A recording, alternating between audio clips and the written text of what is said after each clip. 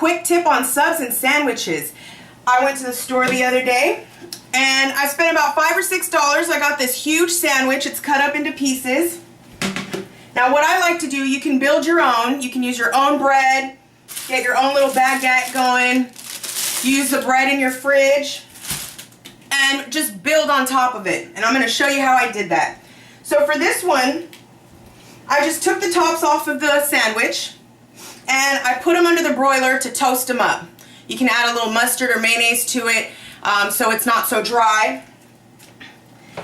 And then what I did was I took out the lettuce and the tomato. You don't want to have wilted tomatoes or lettuce in your sandwich. You want it to be nice and crunchy and fresh. And this is the inside of the sandwich. Now, you can build your own. I'm going to build on top of this one. So I just took the things I had in my fridge.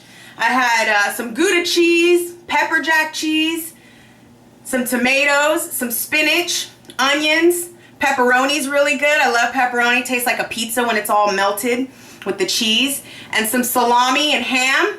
You can use whatever you have in your fridge. Veggies, portobello mushrooms, blue cheese, meats, anything you have to make a sandwich. Sandwiches are great. You can cut them up, put them on plates for parties. So now what I'm going to do is just add the cheese and the meat to the sandwich.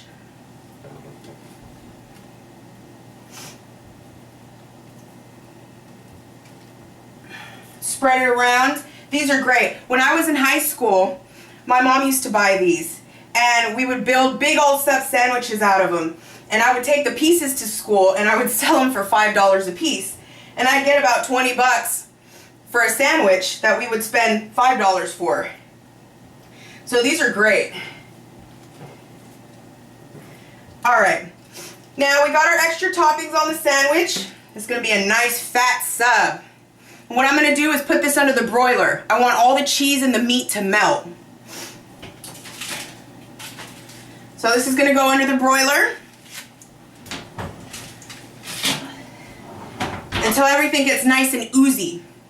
And in the meantime, I'm going to use the tops of my sandwiches and build on the tops.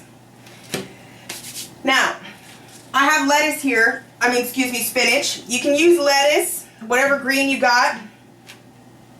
Now, because the top's already toasted and it's got a little moisture to it, you just want to add your tomatoes and your onions and your greens to it.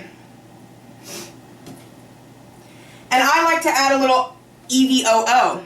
Gives it a little moisture, gives a little flavor. Just a little bit though. You don't want it to overpower the sandwich.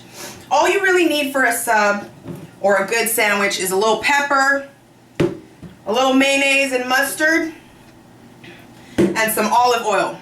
I don't use any salt. The meat and the cheese that you put into the sandwich already has natural salts into it, but I love pepper. So that'll be really good. And this is great for the family. I actually found this in the back of my house in the laundry room. We have a cubby and people like to leave their house decorations there when they don't want them. And somebody left this big, nice, beautiful platter. So I gave it a hot, soapy bath. And now it's my table setting. So I could do all kinds of stuff on it. Put chips on it, serve it with sandwiches when the guests come over. So that's what I'm going to do. All right. And now let's take these out of the oven.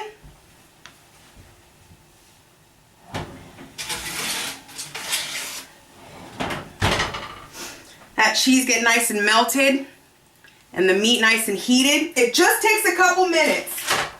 Easy home cooking. All right. So now what we're going to do